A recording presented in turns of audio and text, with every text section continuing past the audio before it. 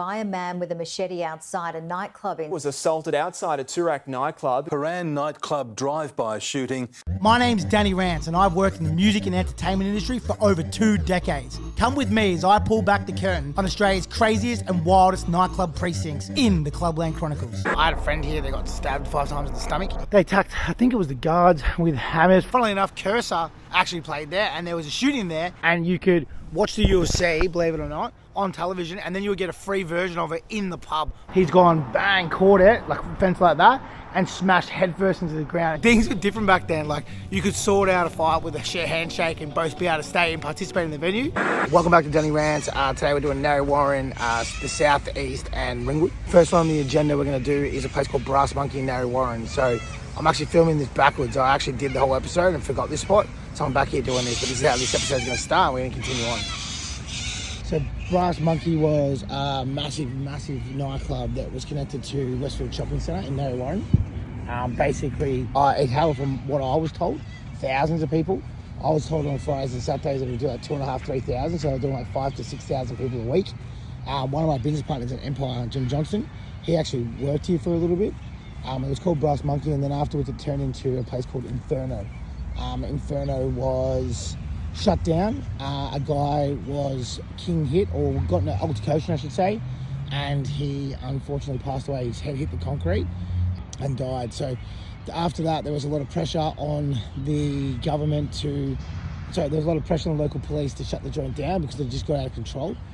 There was another thing that happened at that time which was a really serious SA. I won't say the full word because I think YouTube will flag it, where a young girl had come out with a guy who was on his Bucks party. He was actually to get married the next 5 days later. And he came out here, and then there was a really serious SA, grape, and that guy received 6 years jail. And believe it or not, the chick actually married him still, which is fucking insane. But that was here with a bunch of other stuff, obviously massive amounts of fights. But those two were probably the most serious that shut it down. The guy who owned it then went on to buy Glaciers in Frankston. I never went here. People my age obviously did around the area. It was humongously massive, but I didn't know much about it other than those 2 stories. So now we're going to continue on down to Furniture Gully, and then we're going to hit Knox and then end up in Ringwood. The 2 stories that I'm going to jump in now that are going to make sense down the track, but there's one of the locations I didn't attend, is a place in Glen, Waverley that was called The Vault. It was connected to a pub called Mountain View, which people call the Mountain Spew. There was an incident much the same as this one here where a guy got kicked in the head and he passed away in a fight. That was big news when I was younger because I lived in that area, which is probably worth mentioning. And the other one too that I don't mention, but I'm going to get to Dakota at the end of this video, but there was a boy who wandered off and he was pissed, and then somehow on his walk home he stumbled and fell into the Ringwood Lake and passed away. And that was really serious. And when I used to do talks with schools, I used to talk about that, like the importance of making sure you're in a group of people when you were either traveling there or traveling home, because that would have been pretty unavoidable if someone knew where he was, but no one did. So he's obviously wandered off to walk home, and unfortunately that's sort of what's happened to him. I remember when that happened, no one knew what happened. So the first 4 or 5 days there was a lot of buzz, like what the fuck, did someone take him? Like it seemed like it was super serious obviously, but there was a lot more evil intentions that people had in their head. Everyone was stressing and wigging out, and then eventually they did find him down in the lake, and super sad for the family, and rest in peace to that guy. The South East and East journey, we are at the Poo Room in Furniture Gully. It's a bit of a shithole, it was always a shithole. It was one of the first places I came when I was 18. I pumped my first stinger here, Ugly and Mitzi, which is a pretty not very memorable place to do it, but you can't always choose your first. You don't get that lucky. I was coming here when I was fresh 18, so I wasn't in my Stevie fucking Prince nightclub era. I was still in my rat tail fairy jacket looking for trouble era. So most of my memories here consist of getting in brawls with my mates from the suburbs. I remember bringing my actual wife here for the first time. It was Christmas Eve or Christmas Eve, or one of those sort of nights. It was a Thursday we came down here because that was the big night. And I remember it was actually, funnily enough, some dude was trying to like scratch and sniff her t-shirt, and I was young and dumb, and it turned into an altercation. That was one, but I probably had 3 or 4, but it was just me being dumb and young. I'm probably not going to go to these venues, but at one point when I was 18 and I was a idiot, a professional idiot should I add, I was banned from here, KT's, which is Knox Tavern, Burvale and the Manhattan. So I was banned from all 4, and that's actually what drove me to start going into the city, because I couldn't go out around here. And because it probably saved my life, because I stopped being a ton. But that's the poo room. No doubt fucking thousands of people would have the same story that I have, that I just told about this shithole. It was a shithole, but it was an awesome one. I don't want to pay it out too much. There's a band that used to play called Adam 12, again before my time, and when cover bands were big, this is one of the venues that was like massive for that. There's a joint next door called Flanagan's. It's had an array of artists, all kinds of big ones, normally before they blow up, and a bunch of ones that probably never ever blew up, but that's another place just next door. That's also had its fair share of drama. Funnily enough, Cursor actually played there, and there was a shooting there, and that was one of Cursor's first Victorian events, and it blew up, and it was this big thing. So that's an interesting little tidbit about this area. But French Gully back then was sort of like the home of lads. Like, I know there's probably lads in other areas like Frankston all over the fucking Melbourne now, but when I was growing up here, there was lads here. They weren't called lads, but they were fucking lads. Like, we used to call them train station rats, and they were wearing the whoosh pants, they were carrying knives, and they were stabbing each other flat out. But French Gully, this sort of area, was the area for all out to Ringwood. They were like the original Eshays in Victoria was here. So this was like our Western Sydney in a sense for those sort of white scumbags.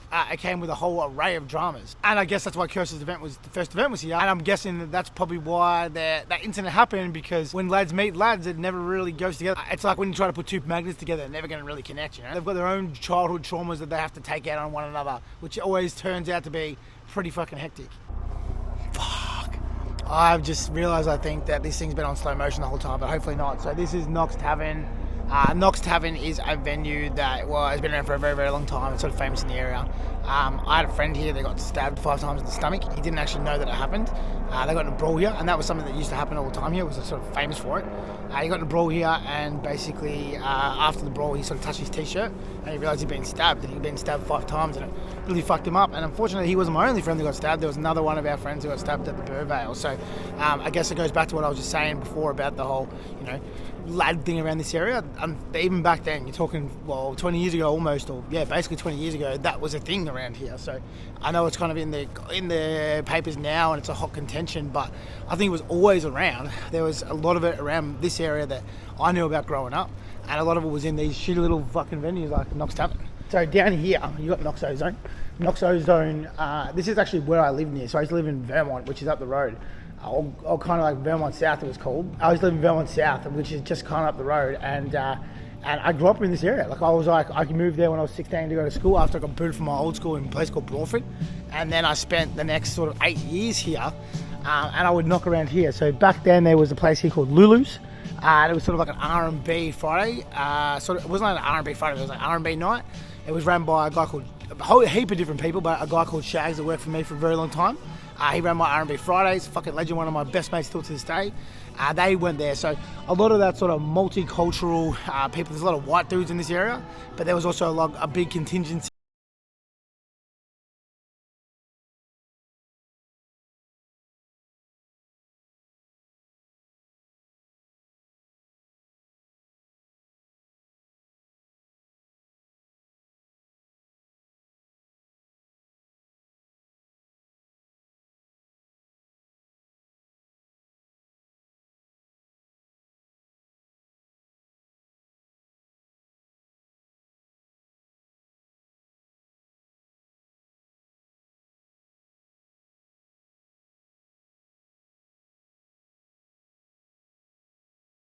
And here, I got in an altercation with a dude that I had prior drama with in the area, and it was like it got pretty heated, and the guard just made us apologise. We had to shake hands and promise we weren't going to do it again. They left us in. So things were different back then. Like, you could sort out a fight with a handshake and both be able to stay and participate in the venue. You could get too pissed and not get booted and sent home. You could actually just sit there until you sobered up, or get forced to have a kebab or hot dog down the road, while they gave you a jacket with the pool room on the back of it, which was branded. So you'd literally be out the front in Tox in a pool room branded jacket, waiting till you sober up. If you did that now, you would fucking lose your license. But things have changed, as I said, things have definitely changed. Special mention to Knox Ozone. It looks like it's closed off now, but this was like our little chapel street. So on a Friday or Saturday when we first got our cars, we would drive up and down and do ozone laps, which are like pathetic versions of chapel laps. So if we were, not committed to head out to the town, this is where we would start doing our laparoonies. I should probably film the front of this, but this is a venue in Ringwood called the Manhattan. The Manhattan was a nightclub back in, I'm guessing, the 80s, 90s. And when I was having my time in this area, mucking around and partying, it was basically famous for like day sessions. So you come here on like a Friday after work, and there's like a beer garden there. I'm assuming it's still there, and it'd be fucking packed. Or on a Sunday, you come here and watch like the UFC or whatever, and you could watch the UFC, believe it or not, on television, and then you would get a free version of it in the pub most times the UFC was on. So another yarn about this place is that my mum actually met my stepdad here. So my mum and my stepdad got together when I was like 3, but they were here. And again, like 21st Century, they had a revolving dance floor. So I don't know what was going on in that time, but revolving dance floors were the fucking craze. There was one here and there was one at 21st. And every time you bring up the Manhattan to anyone who's sort of like 50 plus, they're always like, oh, that revolving dance floor there. So I don't even know how they got in there or even where the nightclub was, because it was never here when I was here. But when I was 18 or 19, I would sometimes, if I was bored and I was just cruising around the area, I would sometimes come down here and watch the brawls. So security guards would be pumping people out here because they've been punching on, because this place was notorious for fighting, throwing people out of here. And from my memory, it was that back door there, but I could be wrong. They would be throwing people out of here and then they would be brawling. So we would literally sit in the car park up over here, smoking dozzers, watching 30-year-old men beat the fuck out of each other. So a weird memory to have, but no doubt. If nothing else, it was good viewership. So we keep going. There's 3 other clubs we've got and then we're going to finish. So we are fucking been daft punking. We are literally been around the world, but we're almost there. We're almost at the end. We're in the main strip of Ringwood, Maroondah Highway. When I was younger, I spent a lot of time here. I ran clubs here for 4 or 5 years for a guy called Jess Conti. I'm going to have him on the potty. He's got fucking some wild, awesome stories. And this place used to be absolutely packed to the brim. There'd be like 4,000 or 5,000 people walking along here. There was trouble everywhere. It was wild scenes back when I was coming here. And that was sort of like 2010 to 2014 probably. And it was a vibe. Now it's basically dead. All these suburban areas that we visited tonight, a lot of them are desolate. Like there's not really people going out anymore, which is sad because, you know, like these suburban clubs, they were fun. Like it was like, they probably weren't as iconic as like all like institutions necessarily like the ones in Melbourne, but people have fond memories of them. A lot of my mates got married at these clubs. Like when I say got married to them, I don't mean got married at the actual club, but like I would say like fucking 80% of my mates legitimately met girls in these suburban clubs that they went on to marry. So many of them, it's a really common fucking thread in my life is that, you know, my friends' partners have met them at this club or this club or this club that I did, and the majority of them were the ones where they grew up locally. But anyway, the first one here, I don't know exactly where it is, so I'm guessing, you gotta bear with me. There's one here, I never went there. There was a club called East 93 or Juice. So I think East 93 was the underage. I never attended, but a lot of my mates did. Again, that's where they would get their young teenage girlfriends, were from East 93. And then Juice was a time beyond my time, but from what I've been told from people locally, it was an important part of local history. I met the guy who owned it once, very, very briefly, because they did a reunion in Orange Whip at some point where I worked. So I spent a lot of time on Orange Whip. It was my first suburban club, like, which obviously I did a lot. Like I did a heap of suburban stuff throughout my time in working in clubs. I would say I was probably one of the most successful suburban promoters at one point. But when I was in the city, I was always in the city, but I would come out and I'd sort of like, you know, run clubs out this way, especially south, east and east. I did some stuff in the north too. But, you know, I did a lot of stuff out here, and I guess it was because this is where I grew up. So a lot of my audience that wasn't going to the city lived here, and I had a big network out here. So it was easy for me to push them to spaces like Orange Whip or Empire or, you know, like different little areas around here, because there was people who just didn't want to go in the city because it was a drainer, right? So it's always kind of existed. So we were the first people, myself and my business partner Kyle Hand, I'd say. There's another guy called Roger Abboud too that did it. And we were the first people to sort of bring the city to the burbs. Like no one had really done that kind of model or method, and we were the first ones to give it a crack. And we basically bought a city offering to the suburbs, and Orange Whip was the first place we did it. There was a joint called Lab 22, and they basically predominantly had most people from Berwick and Narre Warren. And then on Saturdays we sort of dealt with the Knox, you know, Vermont, Scoresby, Furniture Gully, Lilydale, all the sort of like, all like the locals, like more locals on a Saturday, and it was full of like footy clubs, you know, and like people just kind of hanging around, knockarounds. But what we had, which was different than where I used to work at Empire, as I said before earlier in the video, we had like drug problems there. Here we had fights. So this area was really, really known for like kind of your old classic one-on-ones, you know, like one, or just brawls. It's just all good-fashioned brawls. Like at its peak, I remember there'd be nights where we would pull 15 punch-ons out of here back when it was Orange Whip. And the lines were fucking insane. There was people everywhere. This whole place here would be like Chapel Street, people walking up and down. And the lines used to go all the way down there and then wrap around the alleyway. It was insane. It was a massive vibe. They had a little bits of different trouble and whatnot. There was sort of incidents here because it was a strip, right? So they couldn't really control it. There'd be a lot of like homeless people walking through here. A lot of people just hanging around looking for trouble because there was 3 clubs. There's another club in the middle called Zubba, and then at the top there was one called Dakota at the time in the peak of, when we were working here. And all the clubs were basically busy. There was some incidents where, there was a group of people that were attacked behind in the back alleyway here. We might as well go check it out because heaps of shit happened down there. That they attacked, I think it was the guards with hammers from Orange Whip, and they really fucked them up. Like there was a couple of crushed skulls and shit like that. So that was a pretty serious incident here. Another one was someone got chopped in the back car park over here. And again, I don't even think the person that did it was actually ever in the nightclub. I think they was hanging out in the car park because that was sort of a bit of a common thing at one period where people would just knock around the car park and hang out because there was a lot of people walking around. This alleyway here and this, I'm even like fucking a bit sketchy to come around here. This alleyway here and this car park here were sort of like, this is where the drama was. If there was any drama, it was down here. Again, you can see up here, there's 3 stories. I talked about someone clawing in the roof before. It wasn't unusual that at here, you'd be in the smokers and someone would jump through the fucking roof, which is insane because it's pretty fucking dangerous. Jess, my business partner in WP Shots, he owned this for ages, 5-6 years, and that's who I worked under. He's got wicked, crazy stories.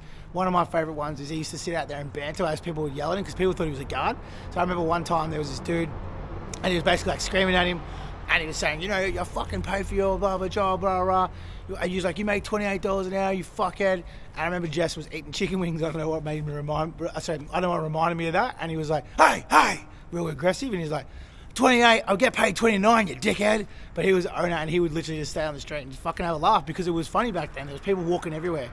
There's another story I've told on my TikTok where one of the worst injuries I saw was a guy who jumped off the podium and he landed on a broken bottle.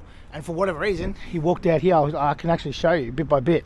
So he walked out here from these doors, literally here. And he was walking here, like boom, boom, boom, up here. And as he was doing, there was this giant fucking red, I don't even know how to explain it. It was almost like strawberry yogurt mixed together, like red food dye and yogurt mixed together. It splotched as he walked along. And when he got here, he just completely collapsed on the ground. And we called the ambulance and they came and he basically had cut straight through his food. He'd cut straight through his foot, like all the tendons and shit. Another one back then, there was a gate here too, which is gone. They've obviously cut it out.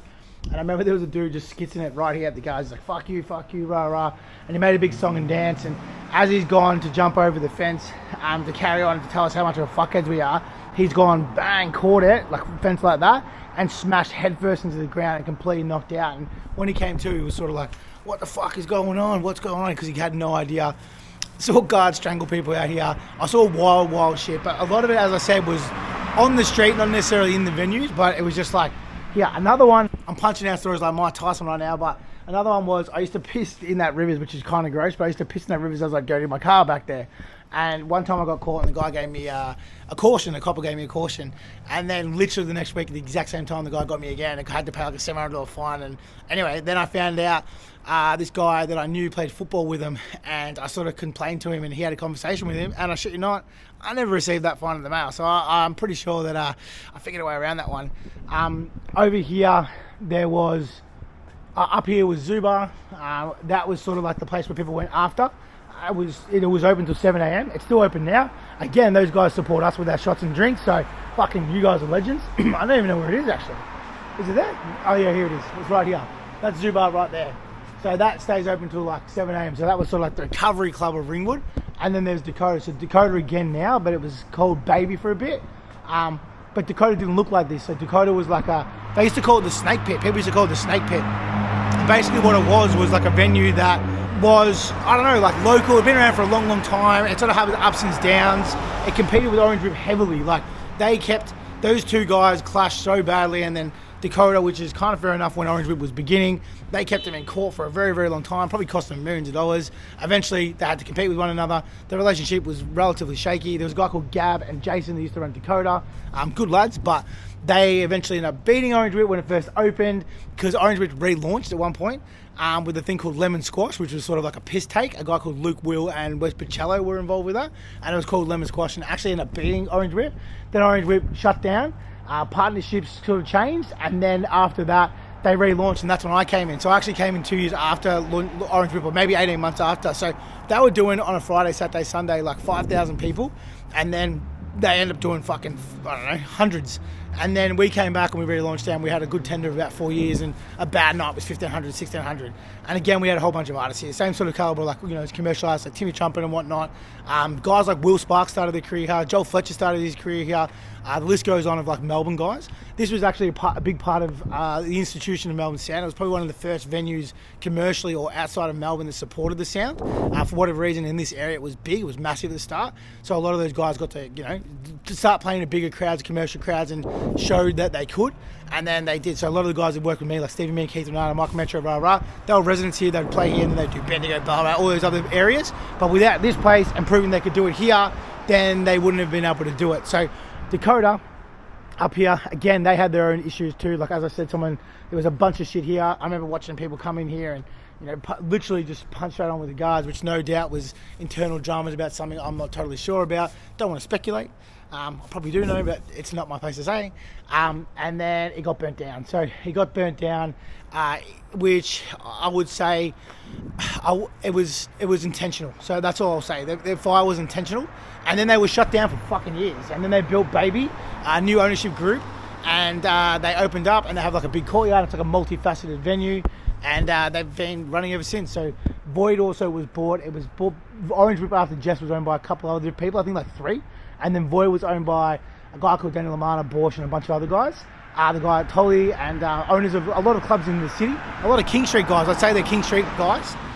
They bought it, and they ran it for about 2 years, and they eventually ended up closing it. So I don't think it'll ever come back as a club, and I think just generally the reason why it won't ever come back as a club is just because it's too fucking big.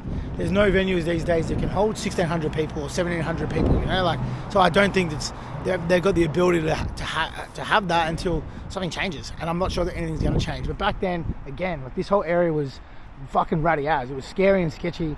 Now it's all nice and gentrified, like a lot of the places that I've been visiting, but this was the whoosh whoosh pan fucking train rat capital of Victoria. Like, you'd come here and you had to be careful if you walked around the alleyways or the back car parks, because there was a good chance that you might get staunched on and you get your shit taken, especially if you walked and wandered around these areas here. Like, I would advise you fucking not to, but this was a car park and it was all shitty and scary, and it was like a train station area, you know, like there was a lot of train station rats. Another funny story, probably almost to wrap up, was I remember sometimes these lines would be massive, right? So people would come past and they'd throw eggs at the line. And we were standing there like we did. Like, I would have spent fucking, honestly, hundreds of hours standing right there in front of this club. And this guy was one of the managers, a guy called Nate. He was fucking sick of it. And some guy drove through here and he's gone, bang, piffed this egg. And literally, Nate has grabbed it and caught it in his hand and splattered. Then he ran across the road here and he chased the car like Terminator. Like, you know that fucking one with the melty hands, that Terminator? Like, he chased it and they were like driving off, and he fucking caught onto the car with the egg that he was holding and smashed it over the front of the car. And I was like, what the fuck? He literally ran and chased the car and caught it. So that was pretty crazy. The only other place, which I'm not going to visit because I just don't think it's that iconic, is a joint called Daisy, which is down that way. And Daisy's, when I was younger, they used to call it Grab a Granny. So I was over 28, so a lot of younger footy players or whatever would go down there and they'd grab a granny. That was like the whole joke. And it was sort of like, you know, where blokes that didn't want to put too much effort into, that potentially wanted to pick up a cougar, would go. So, as I said, I spent a lot of time in the southeast. I love it. I still live out this way. I moved here when I was 16. I've got stories from growing up. I've got millions of yarns around here, millions of memories, good and bad, with friends of mine who I'm still friends with. And I made a lot of friends and colleagues and whatever else in these areas that I'm still fucking great friends with today. So that is the end of the tour of South East and the East. We've covered Frankston, Narre Warren, and we've covered Ringwood. We didn't do Dandenong because I never went out there. I was too scared to, and I just don't know enough about it. But I'm sure the people will tell me about those clubs in Dandenong. And there's a club there called Sin City. They stock our stuff. Those guys are good lads, friends of friends. But other than that, there's nothing that I can really think of that's worth me mentioning. But I'm sure there's fucking crazy yarns about Dandenong. Thank you guys for watching my latest episode of Clubland Chronicles. If you've been liking my content, please subscribe, follow and like. Share it with a friend because it makes a big difference. And I can keep doing it. If I keep getting the love, I can keep fucking doing it. So I appreciate it, guys. I'll catch you next week. So you keep raving, I'll keep ranting. So next week's episode will be the making of my rave. So if anyone didn't see it, sold 1,000 tickets last week in 2 minutes, which is fucking insane for a warehouse rave. It's secret, it's undisclosed. I'm going to show you exactly how I did it and how I put it together, how I created the hype to actually do the event, and then I'm going to show you how I put the event together and what's happening, because no one knows what's happening. No one knows the lineup, no one knows anything. So you're going to see the whole thing next week. So if you missed out on tickets and you missed out on the party, you can watch my YouTube, which will go live on Sunday or Monday, depending on how hungover I am. On next week. So just strap in. It's going to be a little bit of different content next week, which is good. We need to fucking change. And then we're going to do the other side of the suburbs, CBD iconic nightclubs. And then we're going to start traveling around Australia. We're going to do Sydney, we're going to do Gold Coast, we're going to do a bunch of other places, also in Brisbane. So hold on to your seats, because we're just getting started. Again, guys, if there's anywhere that I haven't covered in this video that you want to talk about, let me know below, because I want to know these stories. If there's any clubs I haven't covered that you think I need to on the other side of the town, please let me know below so I can make sure that I don't miss them. And if you've got a story, tell me. If I don't know it, I'll tell the story. I'd love to hear it.